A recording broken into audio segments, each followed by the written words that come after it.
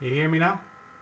Yeah, you can mute yourself again and then just share your presentation. That'd be great.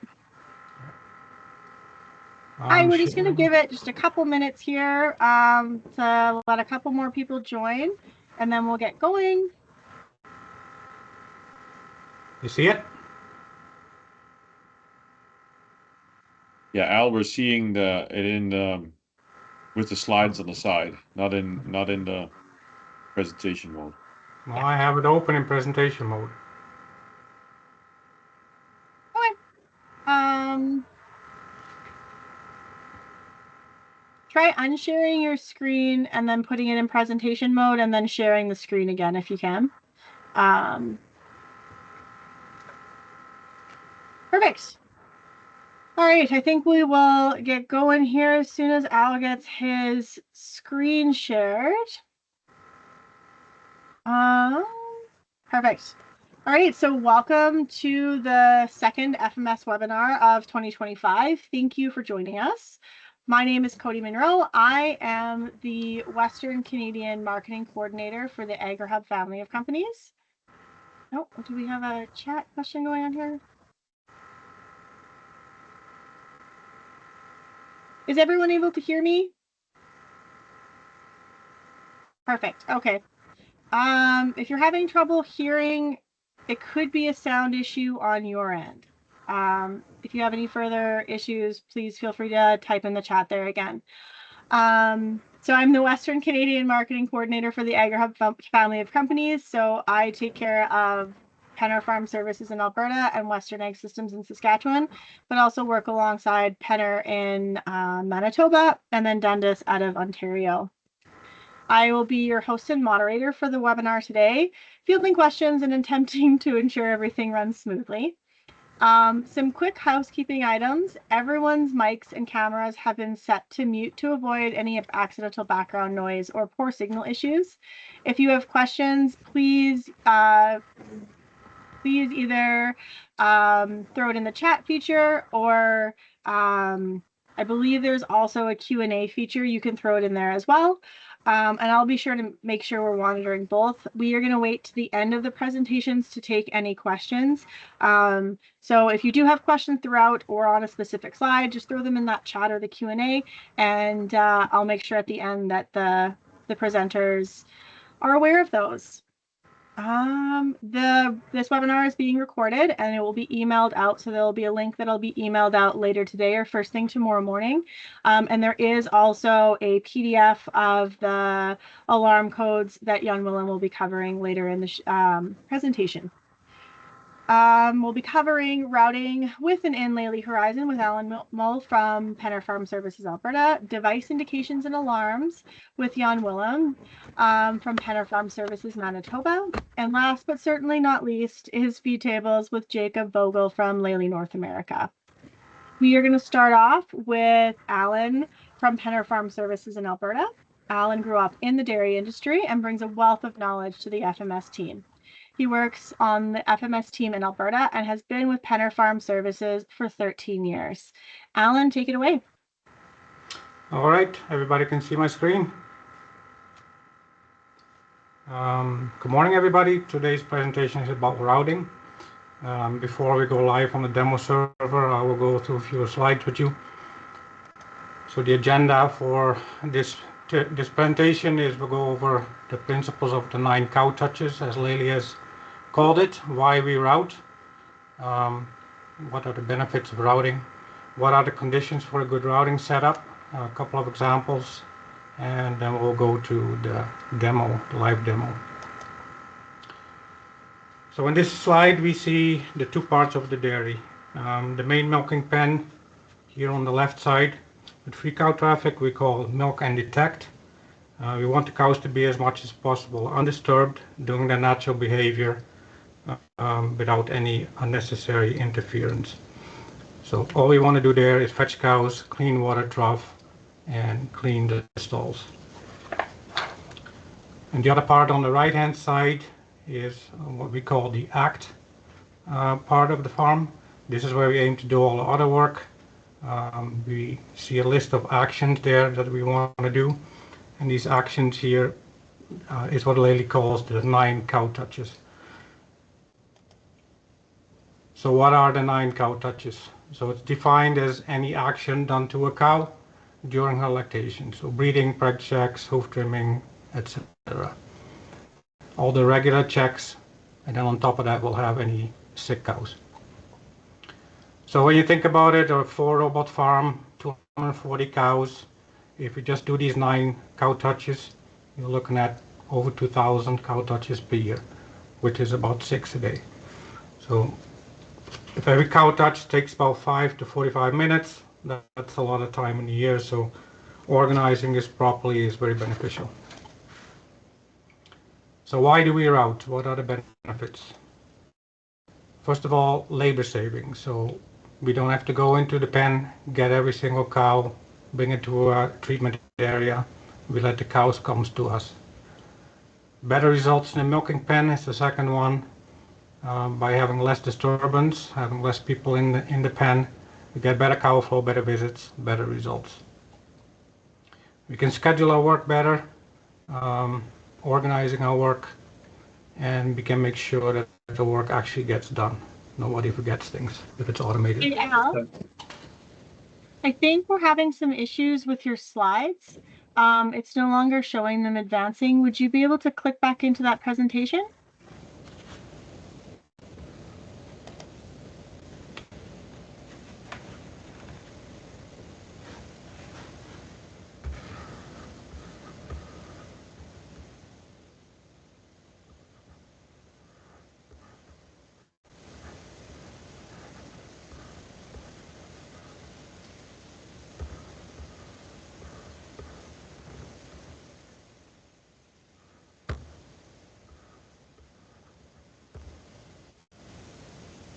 You see it changing now?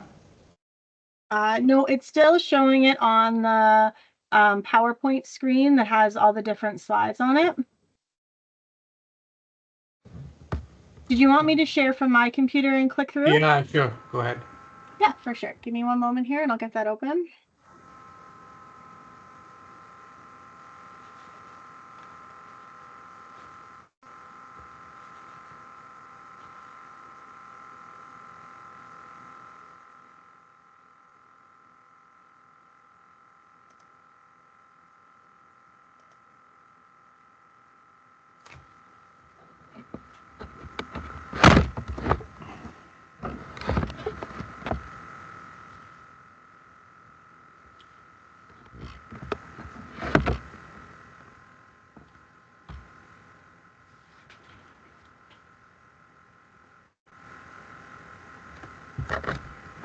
All right, are you able to see my screen here now?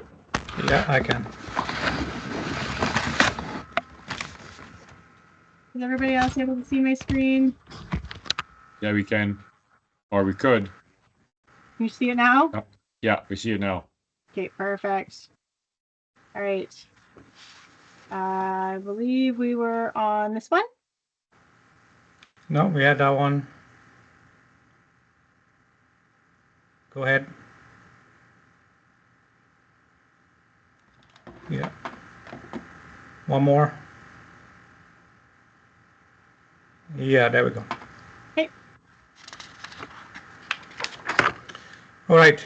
So what are the conditions for a good routing system? We need an effective barn design. So well set up routing gates, routing areas.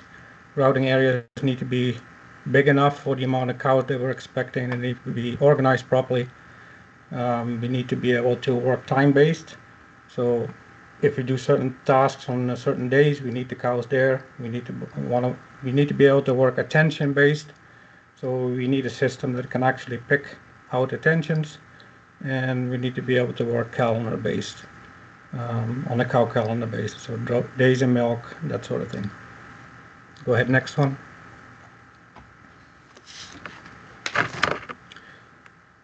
Yeah, so here's a few examples. So on top we see a calendar-based task, hoof trimming. So we can sort on days of milk. We sort out all the cows at 100 days, set up an advanced filter to do that, and get all the cows there when we need them on that specific day. based on attention the next 2 weeks or next 2 points. Heat attention, 6 chance, we can route on multiple attentions on horizon. And on the bottom you see routing on days fresh. Okay.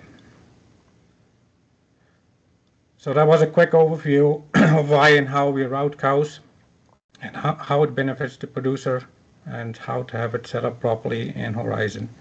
And now we'll go to the demo server and we'll take a look at how it actually works.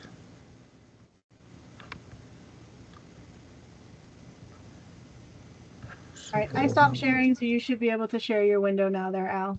Okay.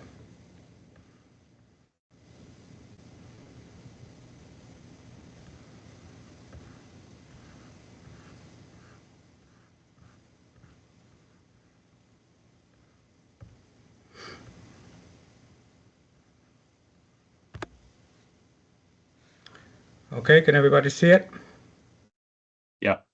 Yeah. All right, so first on routing, we'll go and see how we have this set up in devices. So if we go to the Manage button here, you have your device configuration where all your devices are listed. Your robots and your grazeways are the 2 devices that actually have something to do with routing. So if we click on a robot here, scroll down, we can see how many routing directions are set up and what every routing direction means. So routing direction 2 means here straw pack, and my apologies for it in Dutch, it's a demo server and they like to talk Dutch on there. So separation pen direction 3, and then your default direction is direction 1. So this is not something that you ever need to touch as a producer. This is being set up at startup. Once they're set up, they're good to go. You can also see your automatic routing tasks here. We'll talk about that a little bit later in the routing page, but this is where your X times failed, and so on, where the direction for that is set.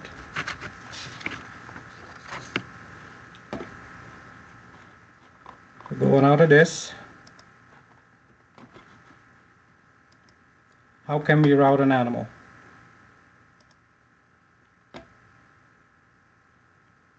So the first way to do it is by selecting an animal individually. So we can pick an animal on the search list, click on the plus, click the routing, and we can set up a new routing here. We start today, route until, select where she goes, straw pack in this case. We can say only after a milking, or we can leave it blank. So if you select only after milking, if a cow has a refusal, she will not get routed. We can set it for certain times of day or all day, and we can set it for every time or 1 or 2 or whatever many times you want per day. You can also see your old routings here on your drop down list, and you can end any active routings that are still there. So if this one is still active, you can click end now on that one, save, and then she will be deleted.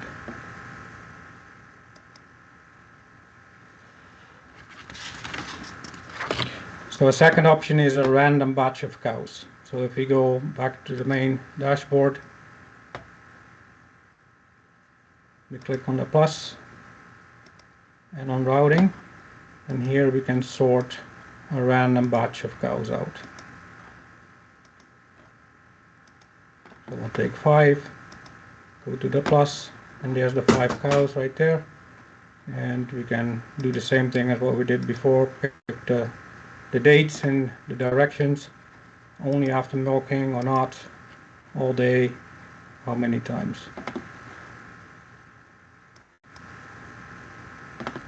Third option would be offer reports. So let's take that one.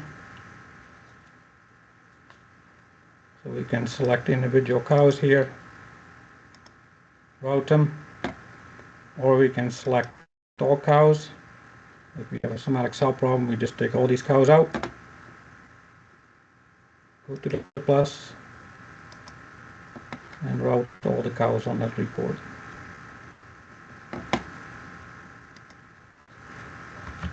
And we're going to call them all.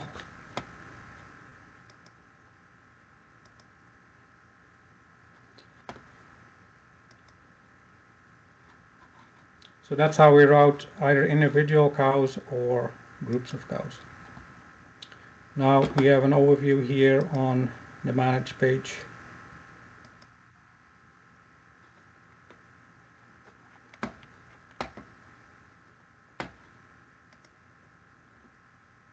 So here we see an overview of the manual routings and the scheduled routings. You can also check this box, this slider off or on to see only scheduled or only manuals. On the manual routings, we can select individual animals and end the routing right here as well. On the automatic ones, scheduled ones, we can select to pause them like this, and then we can, we can set them back to active here as well.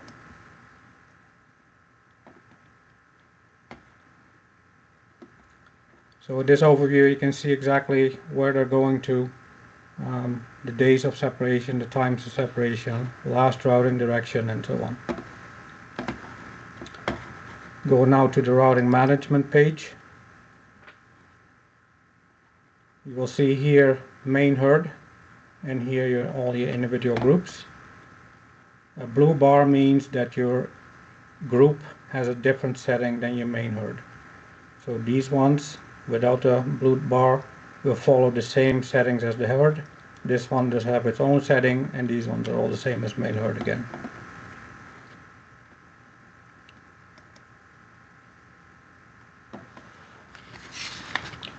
So on the routing management page you will see three separate areas. Here on top you have your automatic routings, and here your scheduled routings in the middle, and then your grazing routings here. So we won't go over that too much, so that's not much applicable for us here in the West.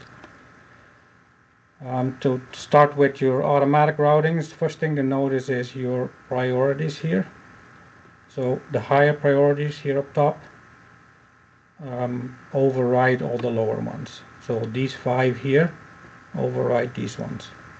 So it's something to keep in mind if you have this one on, for instance. So this means that any failed cow will be routed.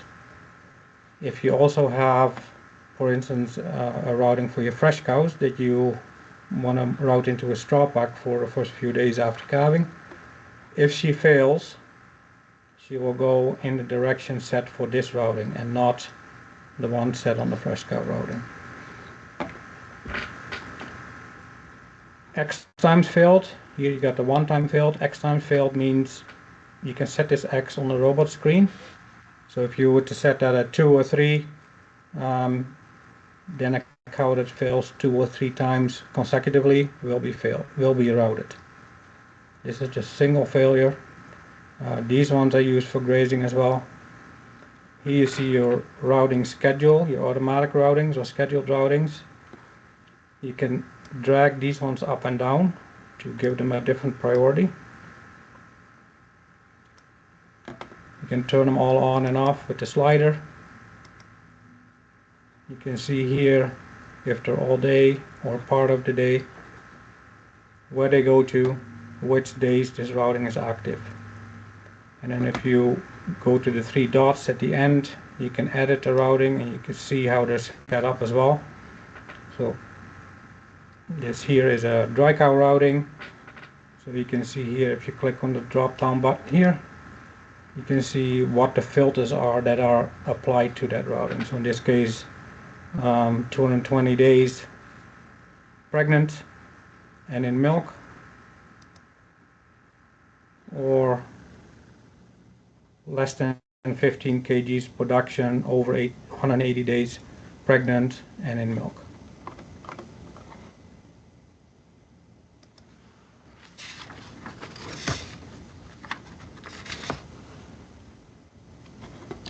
So next we'll go and set up an automatic routing. So here you add scheduled routings.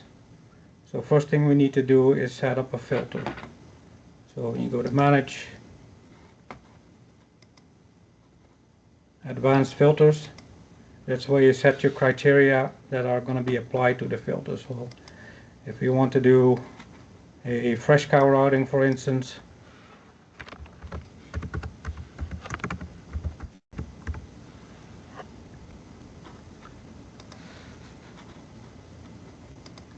so we're going to do fresh cows 0 to 3 days.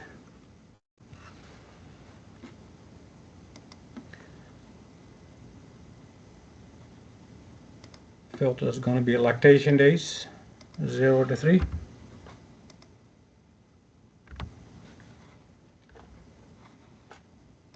We want to save that filter. Now we're going to apply that to our routing. So now we'll go to the routing management page again. I'm going to set it for the whole herd.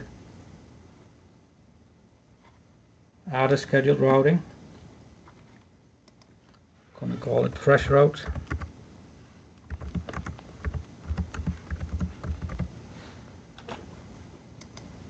It's going to go to the straw pack, and the trigger for that filter is the advanced filter that we just created. So there's your list, and there's the one we just created. So I'm going to apply that one to this routing. We want that to be always active, all day and every time.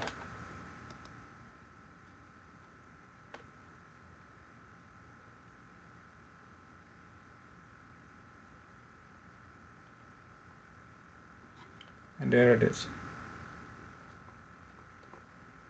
Don't forget to save it.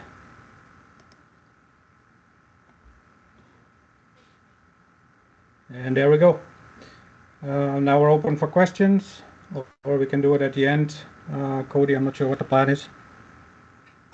So I did have one question. So the question was, should farmers or anyone normally play with or make changes to the device configuration page? I believe that was the first one you were showing. Or is that something that should be done at the setup or with one of the FMS techs? Yeah, so that should never be done after setup. Basically, you tell the robot or the device which direction is what area. So once that is determined, the tech will hook that into the right air blocks and cylinders, and that should be good to go. You should never have to change it again. Right. Another question we had is on the fresh cow routing you created. It has the lowest priority. What's the impact of that? Yeah, so I didn't put it in any priority, but yeah, for instance, if you have a foot bath that has a higher priority, that cow will go to the foot bath and not to the fresh pen. So a fresh cow routing is a pretty high priority, so I would put that almost on the top for sure. And then another question here was, how do you sort a cow that loses its collar? You can't. Did anybody else have any questions for Al before we move on to the next presenter? Perfect. If you do think of one throughout, please feel free to throw it in the chat and we can ask again at the end. Thank you so much, Al. That was great. Jan Willem, I'm going to get you to share your screen here now, so we have that going while I do your intro. We have Jan Willem Jongsma of Penner Farm Services Manitoba next. Jan Willem went to dairy school in the Netherlands and then moved to Canada when he was 20. He worked in Ontario for a few years before moving to Manitoba and running a robot farm for about 2 years. He started with Penner Farm Services part-time in 2014 as a service technician, and one thing came to another, and that turned into full-time before he migrated over to the FMS team. Jan Willem is happily married with 5 children and also has a small herd of 100 sheep. Welcome, Jan Willem. Please go ahead and do your presentation. Wow, it's not often I get an introduction like that. I'll take that. So I got asked to talk a little bit about device indication and alarms, and why do we want to talk about, and specifically, I'm going to talk a little bit about cleaning alarms as well. And the reason for we're doing that is because what we don't want is for any of your guys' jars to ever end up looking like this. So where do we find these alarms? I'll hop on the demo server. Here, I'll drag that here. So if you look right here, you can now see we have a couple advices here, but in some instances you have no advices at all on your screen. You have a nice green check mark and it says you're all set. Meanwhile, you could have very well a robot washing alarm. Unfortunately, there is no advice that says, hey, check your robot. So in some instances, the green check mark, it's fake news, just so we're all aware. So where do we find those alarms? And now I have to change a little bit. That's just great that this bar is right at the top.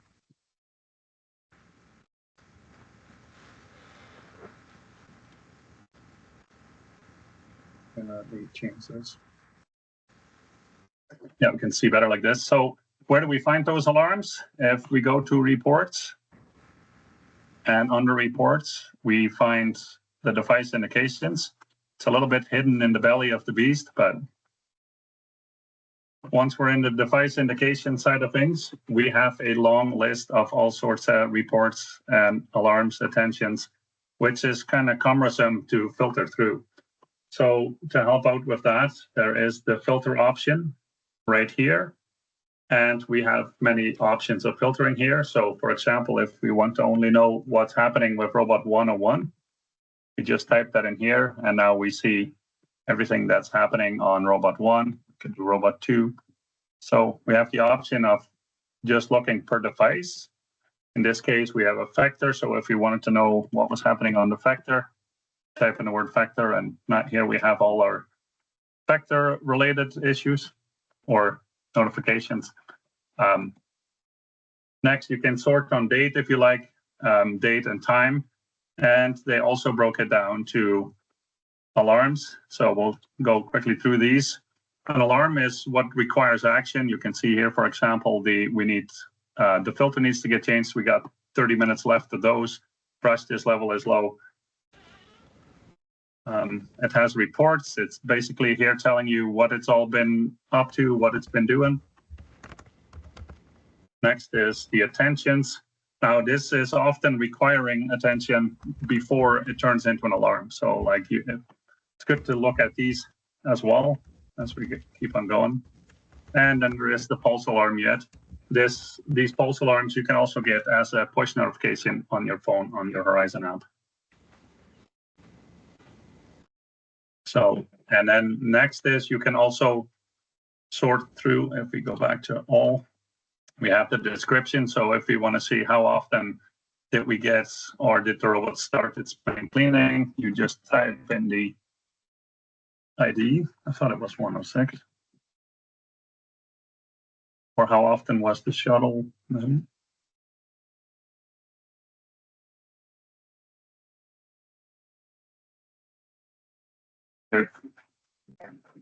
I'm not sure why it doesn't.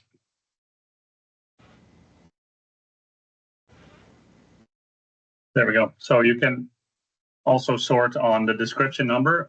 We're hoping to go through some of these description numbers. Go back to the presentation here. So if you're going to forget whatever I told you here today, that's okay. Just I'm asking you to remember one number, and that is indication 250. That is an important number that has definitely caused some issues in the past. As you can see here, cleaning of a specific cup is not okay. In this case, it is the left front, could be left rear, any quarter that has an issue, it will alarm for. And as you can see here, this alarm has been ongoing for a while. It's a very easy alarm that goes undetected despite your all set green check mark. So I'll just took a few pictures of the field to show you what possible issues are with that and what the result is of that. So if you look right here, you can see this is under the cover of, by the jetters. So if you have an A5 and you take the cover off right above the jetters, you see these hoses here. And what can happen is this hose sometimes pops loose right here where that spring is. For one reason or another, it pops out. And now your cup is not being washed. And if you look at the next slide here, you can see this is the inside of a clean looking cup, nice and shiny, how we like it. And then if you see right here, this is that same cup of that previous screenshot that hadn't been washing for a while. There's definitely some buildup happening. We'll zoom in a little bit.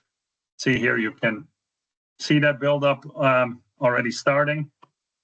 What that buildup does down the line, here it just fills up your MQC or your twin tube.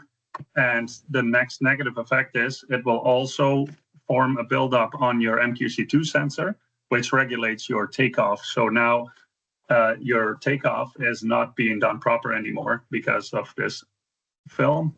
And if you continue to go down the line, what you can see here is, you see here down the line, you can see the film buildup happening right here in the 6-volt. And in the event you're curious about what is happening, or in the event you're curious about how much buildup actually was there, you connect your hose again, you use a piece of fly screen and catch your wash water, and you can see what was all collected in there. And as you can well imagine, that's not beneficial for your tank IBC. So this is one of the main alarms I would like you to remember.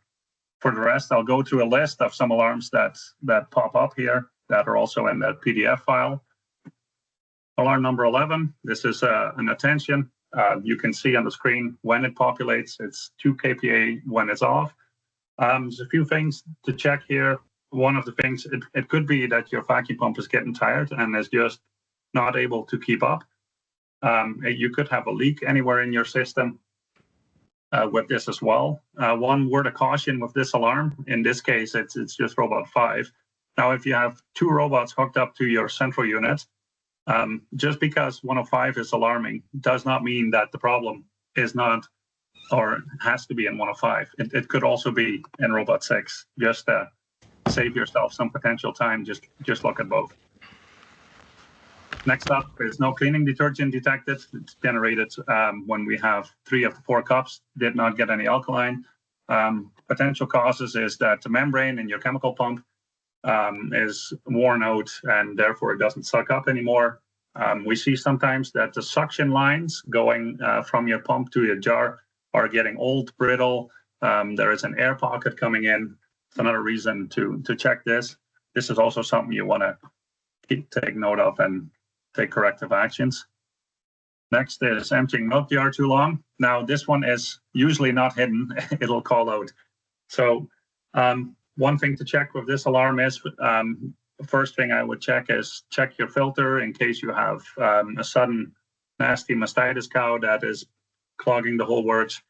If this happens during cluster cleaning only, if you get this alarm and you are the proud owner of an A4, it could very well be that your milk pump manifold is getting tired. They like to act up during a cluster cleaning. That's an early indication.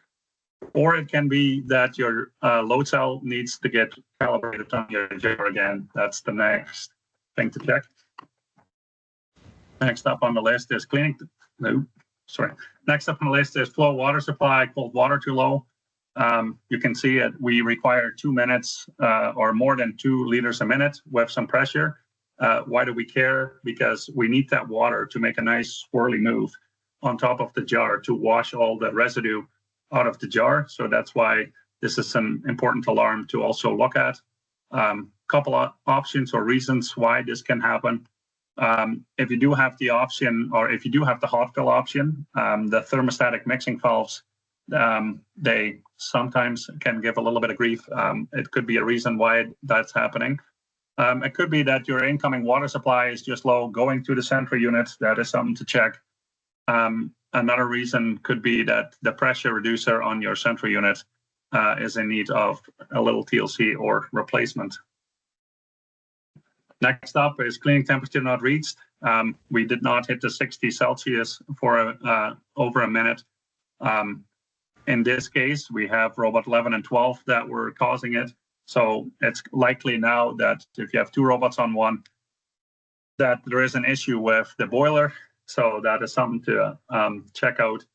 I would check the breaker in your central unit, see if that's all good. And otherwise, once it's into the elements, it might be a good idea to just call your local dealer If it's just one out of the two robots on a central unit that's doing this, it could be very well related to a calibration issue. If there's too much air sucking in, if the arm sits just a little bit lower under the jetters, we don't achieve the temperature that we want, and then it alarms. So if it's just one out of the two, I would first check for calibration.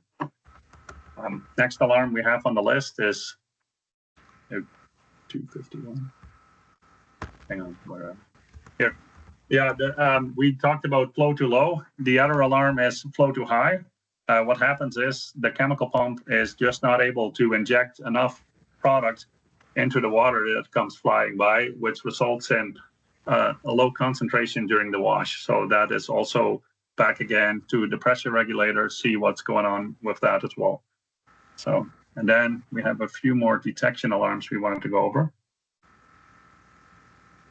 Bear with me, we're almost done. We have two more alarms. What we see is cow detected, not identified. Now, in some farms, what happens is the bull is refusing to wear a pretty necklace with the word Lely on it. So it keeps going in the robot, and that throws these alarms. It can also be that your tag has reached the end of its lifetime, and therefore is not picking up the cow any longer. So that's what that alarm means. And last but not least, this is one we see sometimes as well.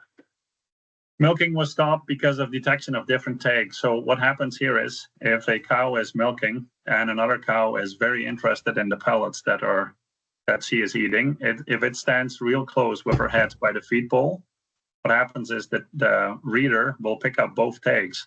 Now it's not sure which cow is being milked or not. So what the robot's been programmed to do is it will abort the milking that is ongoing. It will post-dip the cow and let her out. The milk will get discarded and it does a wash. And the reason for this is that we do not want to have any potential treated milk going to the tank. So just for safety's sake, this visit is immediately interrupted. And then we end with a nice cute jersey, and that was the part of my presentation.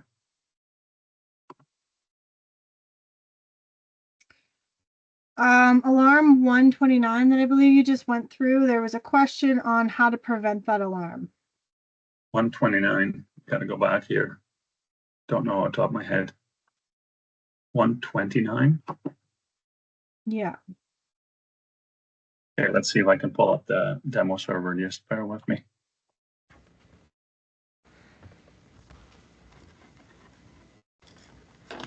It was alarm 129.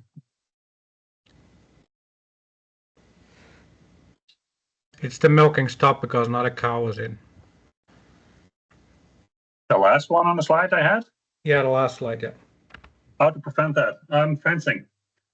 Just make sure that a cow cannot go back. Like, so if she stands right beside the robot, like make a fence in such a way that she does not get that close to the cow that's currently being milked.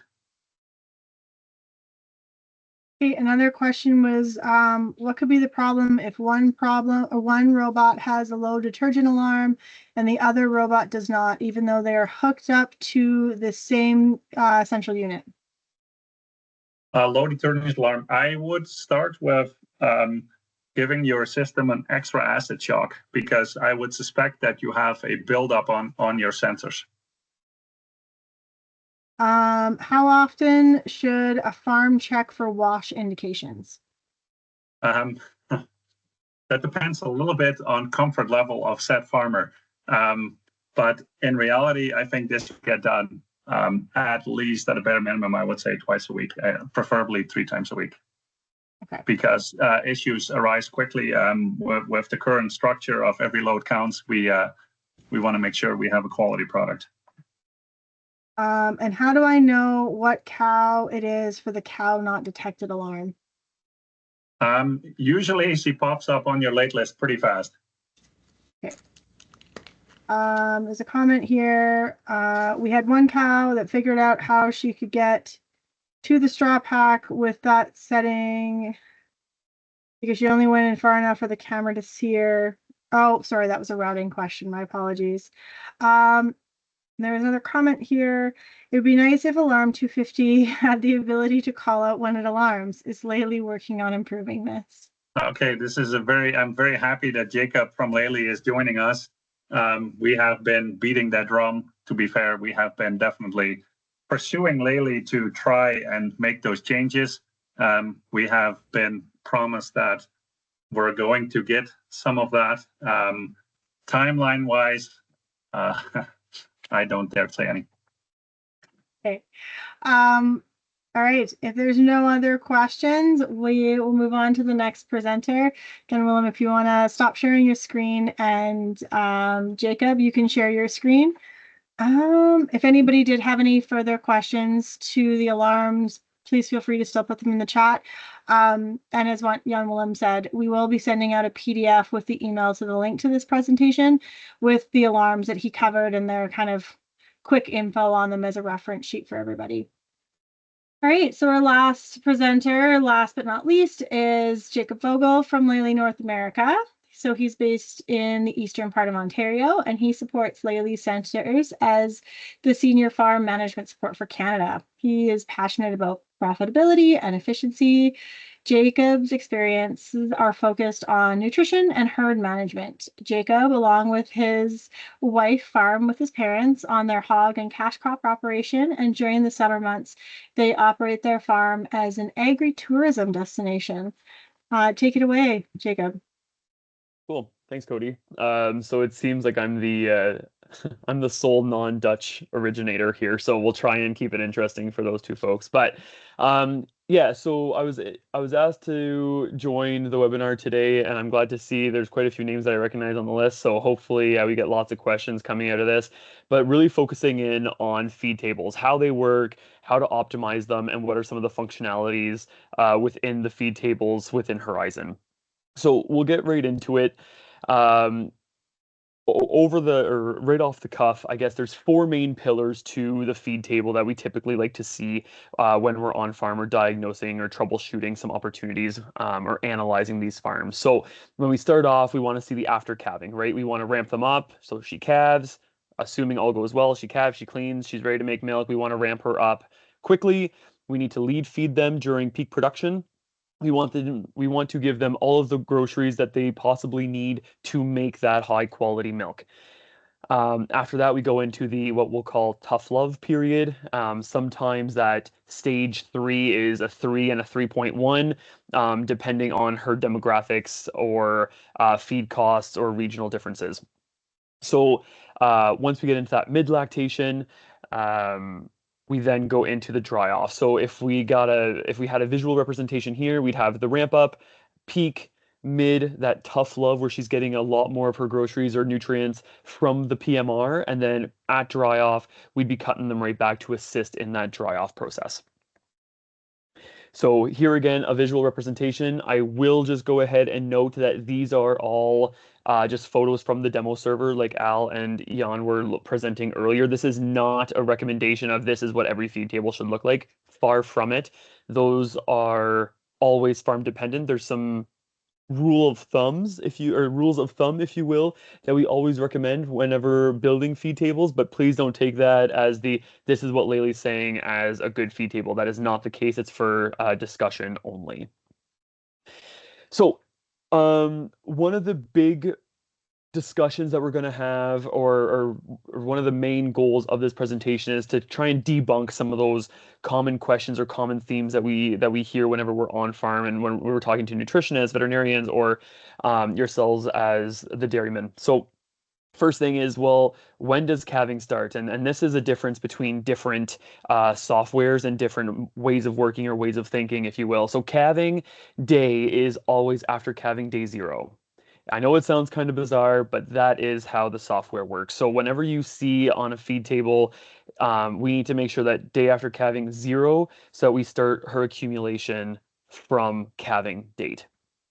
Okay, we'll get into the settings here, but what you're seeing right here are all the feed type settings.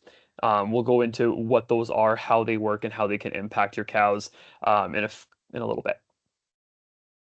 So at the first visit, there's a few things that we have to make sure. So there's a process that we have to follow. So when the cow calves, we have to make sure that we enter that calving into horizon before we try and push that cow into the robot. If that happens, 9 times out of 10, that's the reason why that cow isn't getting feed allotted to her when she goes to the robot. So if you only have lactation, excuse me, if you only have feed tables activated for your lactating groups of cows, whether that be heifers, mature cows, jerseys, brown swiss, whatever they are, we need to make sure that the calving event is entered into horizon about 5 minutes, max 5 minutes beforehand. Okay, so it'll generate as long as we've got good internet, good connection from the mobile app to horizon. It'll then transfer it out to the robot, and then her first visit is assuming an 8-hour interval. So we can go into the math on how that is, but her total amount of feed, whether that's 1 kg or 10 kg, is split out over the course of the day.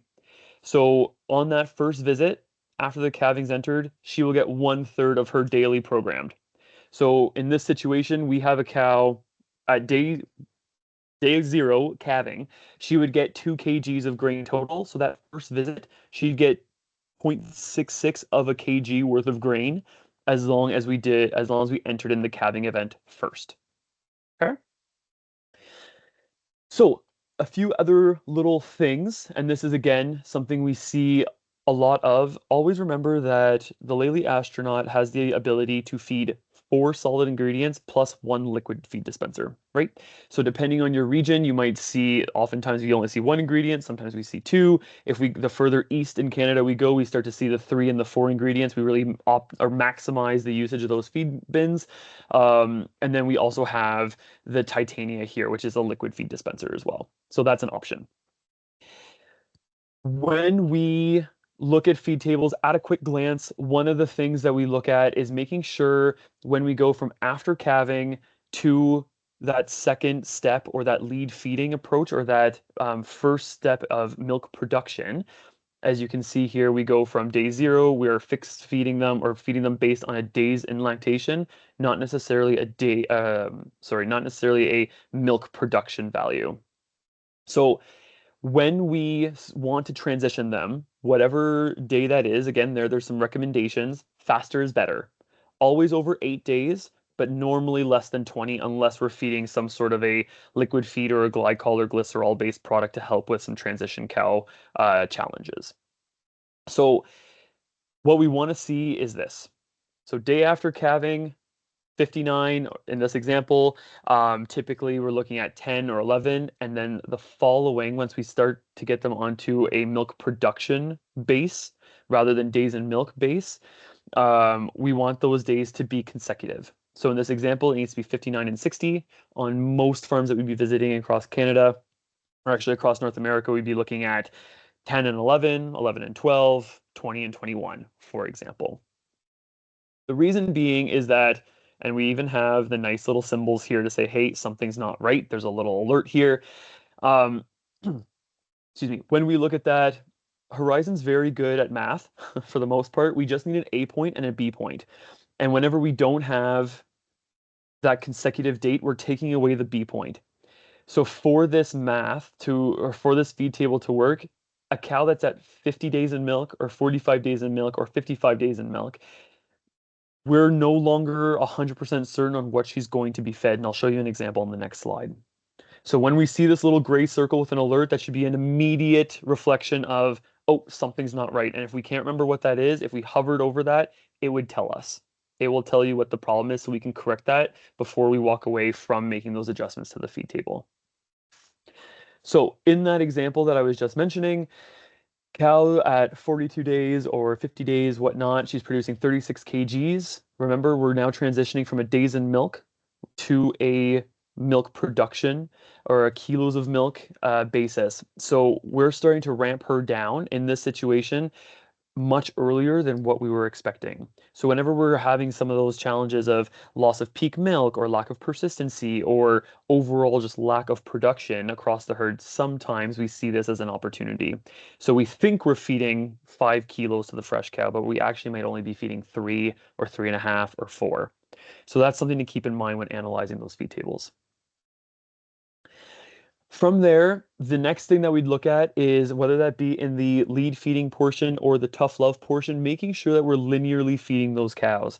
So What I mean by this, and if everyone has a calculator, and of course I can't see anyone, so I'm going to trust that everyone takes out their calculator and we're going to do the math together. But one of the simplest things that we can do, and one of the most common, I'll say, opportunities, I won't say errors, but common opportunities that we see is that we do tend to underfeed high producing cows and we tend to overfeed low producing cows. And I don't think it's done on purpose. I think it's a matter of the comfort level once we start seeing some of those kgs of robot grain fed to some of these cows. So when I say or emphasize linear feeding, I'm referring to the ratio of grain to milk produced. So in this example here, a 36 kg cow is getting fed 2 kgs of grain, and the 54 kg cow is getting fed 8 kgs of grain. Now, in order to start determining if we're linearly feeding these cows, we need to be taking 2 kgs of grain, dividing it by 36, and I'm obviously not well prepared because I have to do the math now here with you. That's a ratio of 0.055, okay? When we do 8 divided by 54, we have a ratio of 0.145, or 148. So that ratio, so for every kilo of milk she's producing, the higher producing cow is getting fed more grain per liter of output. That's what we want to see. That's normal. What we often see is the reverse. So the number or the kgs of grain get bigger or get heavier. We feed them a heavier amount, but it may not be enough to sustain the output that those cows are putting out. Okay, so just keep that in mind. Okay. This is often a question that we have is, well, how do we know what she's being fed off of? And what's interesting is that we're very much all about the security, okay? So if I go back to one other thing too, talking about the security aspect, is that unlike other softwares, this bottom number here, the 54 kg in this example, that's her ceiling. So if you've got cows that are milking 55 or 60 kgs, the question of what would she be getting fed, that's 8 kgs. That is your maximum amount of grain for cows that are over and above the 54 or whatever that number may be on your situations.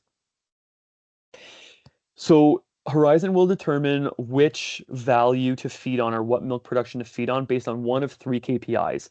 Those are the 7-day average, yesterday, or the last 24 hours. Okay, so whichever one of those numbers is highest, that is the number, or that is the production level that Horizon will assign the feed table to that cow for. Okay, so it makes it a little trickier, but it's there by design. We want to make sure that we're not only securing cows properly, but we're also supporting those high fresh producing cows that are going to be ramping up quickly. So whenever we have incidences of cows getting sick because dysentery happens, viruses happen, bugs happen, right? But the other thing happens too, when we have a boom of calvings and we have quick influxes of milk production, we need to be able to make sure that we're supporting those cows correctly. And then following that, we have, and then after all that, I guess, we have the before dry off. So again, very common question we have is, well, how is that determined? How is the before dry off determined? And this comes into, you get into it just as much as you put into it, or sorry, you get out of it as much as you put into it. The moment you mark a cow or you confirm a cow pregnant, whether that be through an API with Dairy Comp, PC Dart, Uniform Agri, whatever, when that cow is marked pregnant, it will then look at some of the other settings that we have set up on the lactation page within your Horizon, and it will calculate from days pregnant backwards using the expected days carried calf to estimate her dry off date, and it'll be 14 days earlier than that. So let's say, for example, we've got a cow inseminated on the 10th of August, 2024. She's confirmed pregnant the 25th of September. We then add 220 days here as the example would be, excuse me, in this example, it's not very good because it's 230, but here we use 220 as the default setting. We expect her to be dried off the 18th of March, 2025. So therefore, we would start reducing concentrates on the 4th of March, 2025. Okay. So more data in, the more we can use it, the more data that comes out of it. We've had this question come up a couple of times, and this is really, really, really important. I had mentioned that we're all about the security, but we also need to be managing those fresh cows properly, but we also want to be making sure we can dry off those staler cows correctly and fast enough. So there are two hard-coded benefits to the feed tables, and that is the first 7 days. So we haven't talked much about the max decrease and minimum increase.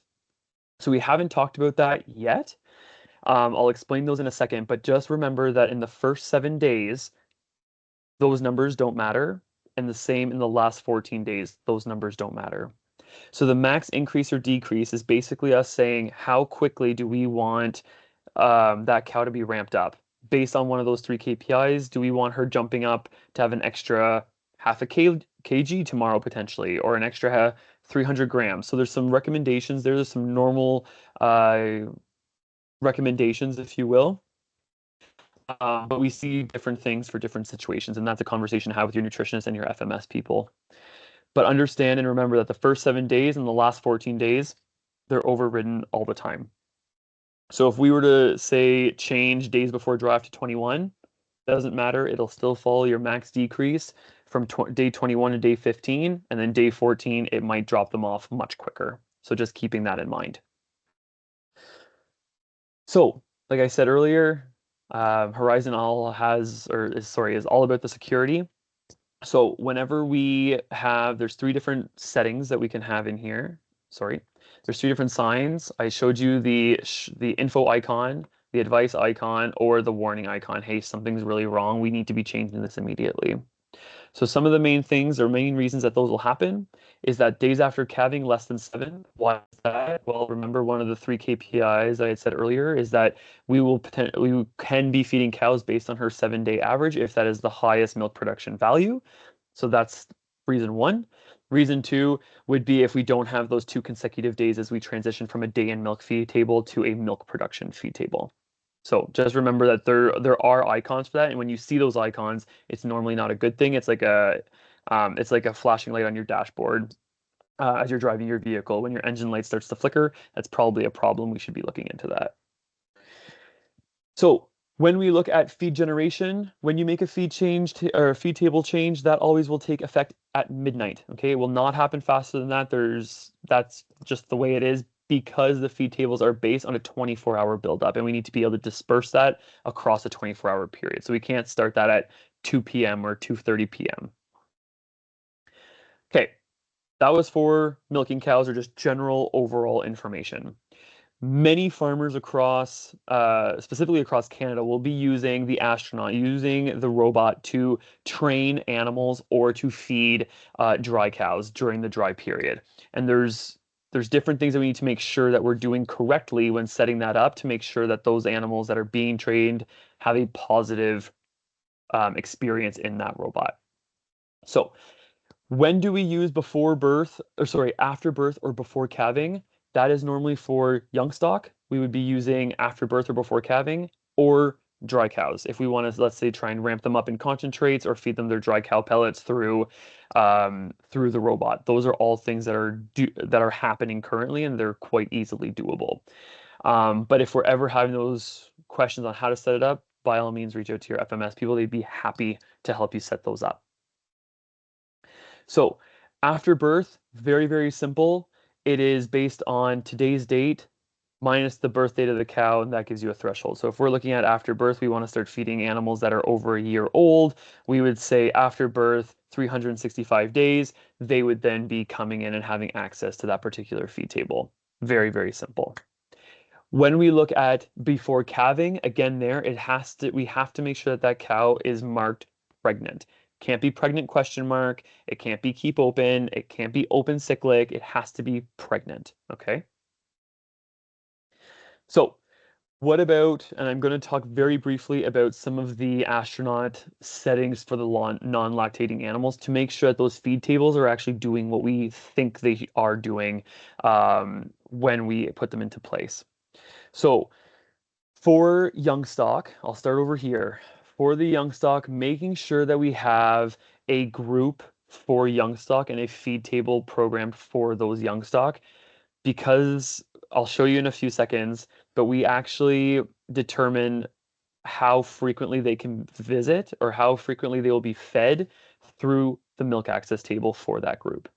Okay, so that's something we need to be mindful of. And again, their milk access table, like that is Jan Willem, Kirsten's, Anton's, like that is the FMS people's bread and butter, right? We understand it, we talk it, and we have the data to support those decisions and those recommendations. So please have that conversation if you're ever questioning that.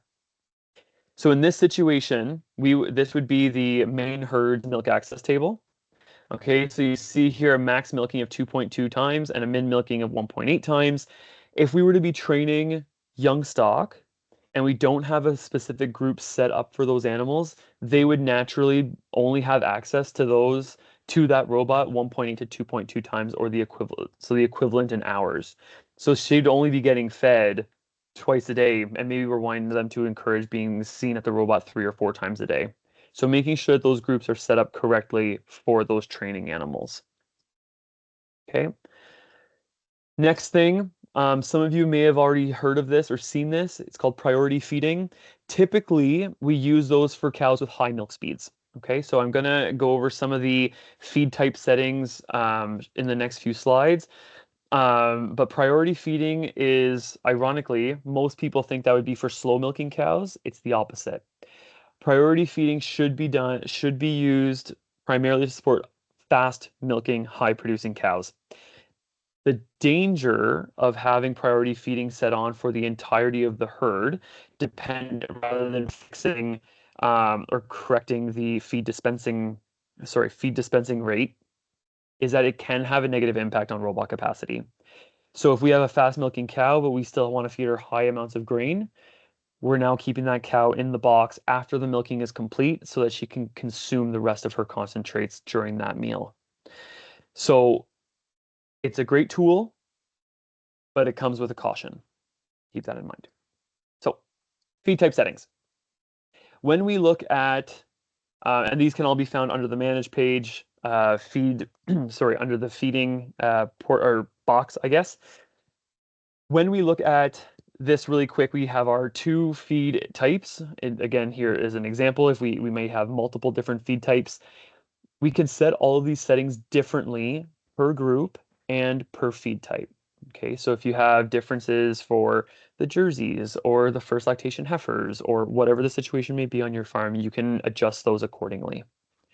When we look at minimum feed visit amount, this is only an applicable function when we have cosmixes on farm. That function isn't actually going to do anything at the robot.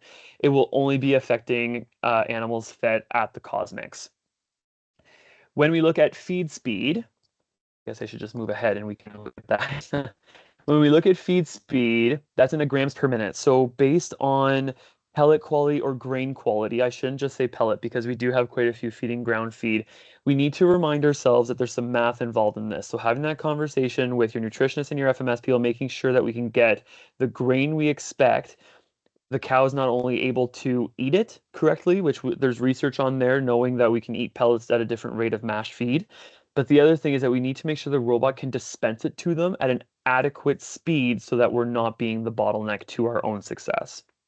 So when we look at feed speed, this is a number here. Typically 400, 500 grams is very standard. That's normally where we see it. Now, that's not always the number, right? I'm just saying that's what we normally see. Feed speed based on milk speed. There is a large misconception on what this setting does. And if nothing else, it should always be turned on. That being said, that it will always be your ceiling.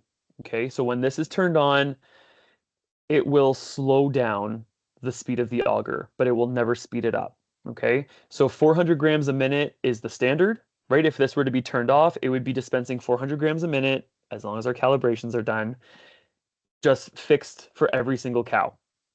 If we turn this on, 400 grams a minute is the fastest it'll go. For slower milking cows, it will slow down the speed of the auger so that we can dispense feed over a longer period of time, right? So that's where that benefit comes into really target feeding or really optimizing the robot to feed the cow specifically. We don't want to necessarily micromanage every single cow. The robot will do it for us, right? The opposite is where the priority feeding comes in. So making sure that we're not necessarily managing by exception, setting that at a safe speed, right? 400, 500 grams a minute, and then allowing the robot to slow that down based on the milk speed of the cow. So something that we'll talk, I guess the next couple of slides are going to be looking at fat protein correction. So for those of you who didn't already know this, or maybe don't utilize it, on your dashboards, you'll notice that there is an option to have FPCM, or fat protein corrected milk, on your dashboard. It's a great metric to be able to look at corrected milk because we are paid on a component system. But the nice thing is that in many situations, we can actually feed cows based on their fat protein corrected milk. So in situations where we're feeding color breeds or even Holsteins with high percentage of fat or high percentage of protein, we may want to be able to allocate more nutrients to those animals because they are yielding a higher output. So the famous example that I always use, or the question that I always ask, whether it's worthwhile, is if you have two 40 kg cows, but one's at 4.5% fat and one's at 3.8% fat, should we be feeding the higher producing fat cow because she's earning her place and she's putting more in the tank for you as an animal or as an individual compared to her herd mate, even though they're both at 40 kgs? I always answer yes, but depending on your market and depending on your area, that may be different. So I'll get into a little bit of that shortly. So looking at how that's measured, it's not going to be measured every single milking. It's looking at the past. So sorry, the 5 average milkings from the day before today. So if we look at today, if we look at this example, we've got October 30th. We're going to be using the values, or the MQC values, so that the milk quality control box sensors. We're going to be looking at the last 5 milkings starting on October 28th. So she was milked 4 times on the 28th and once on the 27th. That's the average fat and protein values or indications that we're going to be using to correct the milk yield for these cows. Now, fat and protein yield, they can be turned on. You might not even know they could already be turned on. Maybe the nutritionist turned it on. Maybe it was something that you thought, oh, that's pretty cool, and you clicked it a couple years ago and you forgot about it. Totally fine.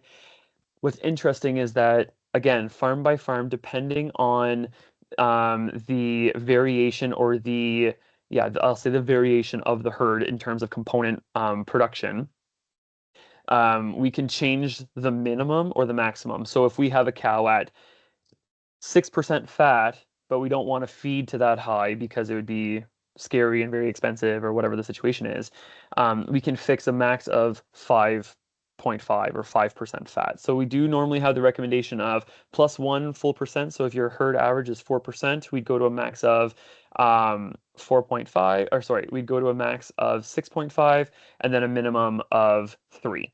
Okay, those can all be herd dependent. The big disclaimer I will have is that fat protein corrected feed tables work phenomenally well in 2 situations. One, when we have a whole herd of the same breed of cows. So if we have a whole herd of Holsteins, or a whole pen of Jerseys, or a whole pen of Fleckvies, Brownses, whatever they are, works really well. Now, if we have pens of cows, so if we have a pen of Jerseys and a pen of Holsteins, and they are on 2 separate robots, that can also be done differently, a little bit more difficult, but it can be done. When we have, let's say, 1 or 2 robot pens, but we have multiple breeds in the same pen utilizing the same robots, I do not recommend turning on fat protein corrected feed tables, because of how the sensor may be overestimating on some cows and underestimating on others. Remember that fat and protein is an indication based on the sensor calibration that you'd be inputting from your milk marketing board, right? So again, great tool, not used everywhere and not for every situation. So things to consider: once a month MQC calibration. We need to be making sure that we are entering our fat and protein values routinely, and making sure that we have a min and max boundary of fat that you're comfortable with. I know here on the slide it says -1% and +2.5%, but sometimes it can be a little more. Sometimes it needs to be a little less as you transition your comfort zone into that. So whoever questioning it, this was one of the I'll say field trial that we did over in Holland. We've done a couple now in Quebec as well. Not always the same result. Most of the time, we do see a slight increase in grain. Okay, so we do see a slight increase in grain being used. The last farm in Quebec that we just released we just shared their data with them. They've been able to gain about 1.5 liters of peak milk. So for them, it was a benefit. They did feed about 3/4 of a kg more, so the peak milk offset that additional cost. So they're going to continue with it. But in this situation here, again, here, not the recommendation, just that their feed table on this particular farm. When we look at the herd demographics, we do start to see that days of milk were similar. Milk slightly increased, right? We're about 0.5 kilo increase there. And we did see a slight increase in grain consumed as well. So what's interesting here is that we started fat protein corrected feeding, and it's a fairly steady slope up. Now the argument is well, maybe it started increasing back here, and this is just an added value. Who knows? It's a conversation that we could be having. Just know that the tool is available. We're there, and you can use it, or you can have that conversation with your nutritionist. If you're ever questioning, well, how much would that cow be fed? There is a calculator that we have in there. It's an Excel file. We can work through that with your nutritionist, and we can answer those questions as needed. So in conclusion, their feed tables are very dynamic. They are not a set it and forget it. There's a lot of different settings in there. If nothing else, remember that you can feed based on components. We should be linearly feeding, and we need to make sure that our settings aren't being a bottleneck for peak milk production. So with that, I will stop talking and ask Cody if there was any questions. Oh, let me just double check. I think there was some back and forth in the chat here. Before turning on FPCM feeding, should the farmer just do that or discuss and evaluate that with the nutritionist and FMS as average feed rates per cow can change a lot if we turn it on a high test herd? Yes. So quick answer is yes, that should always be a conversation. It always sounds really nice of, oh, I can feed based on components. But certain different situations based on your feed costs, based on your PMR densities, things like that can alter the high end or the low end of how far we're willing to wiggle for the percentages. So like I said, we do have that calculator. Please ask for it, use it, have that conversation. Like I said, it shouldn't be used everywhere, but it is a great tool.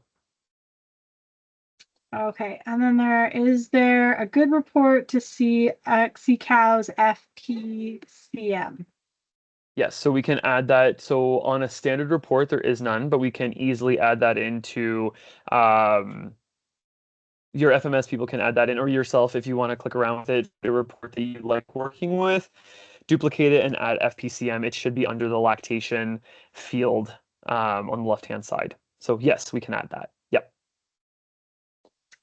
Is there a way to manage high-producing cows prior to dry off different than cows that are already low producing at dry off? I love this question. Yes. So there's many ways to skin a cat.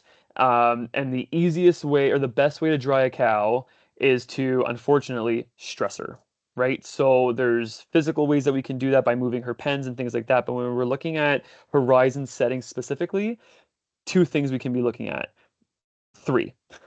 1 is milk access. 2 is feed tables. 3 is group changes, right? Or certain areas that we just don't allow those cows to be milked during certain times so we can extend the milking interval between those 2. So when we look at milk access, we can make sure that we're putting a max of 1.8 to 2 milkings a day. Whenever we look at feed tables, keep in mind that we can, so earlier I'd shown like 14 days prior to dry off. What I've started recommending some people do in those high persistency herd is go day 14 and then go day 13 right after, so that in one day, if she's getting fed 5 or 6 or 7 kgs, she drops to 1 kg overnight. And that's a really good opportunity. That's a really good way of drying some of those higher producing cows off quickly. Yep.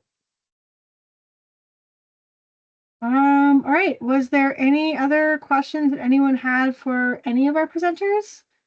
I think, or if you asked a question in the chat and didn't get an answer, feel free to toss it in there again quickly.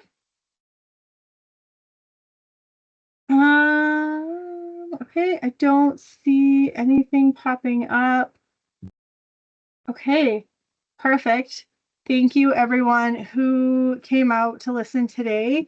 Keep an eye on your emails and on social media. We should be planning another one of these events again in the future.